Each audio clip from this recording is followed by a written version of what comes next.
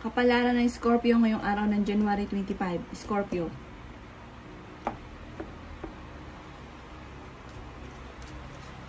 Sinasabi po dito na ating tarot card Scorpio na meron kang pinaplanong puntahan.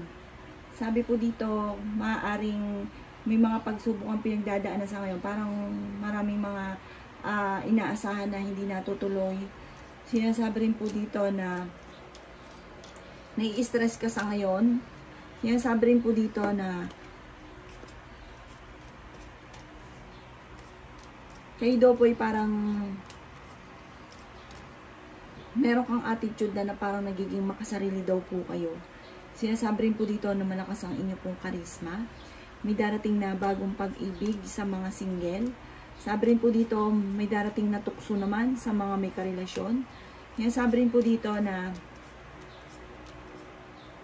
magkakaroon ng mga kabiguan sa pag-ibig, parang magkakaroon ng mga pagtatalo dahil parang mas magiging malapit sa tukso.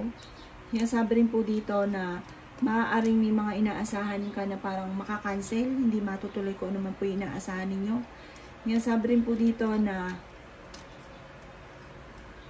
mag-iingat daw po kayo dahil parang may mga darating na parang pinag-iingat ka ng ating tarot card. Sinasabi rin po dito na meron kang pinagdadaanan sa ngayon na matutudukan, matatapos, or masusolusyonan.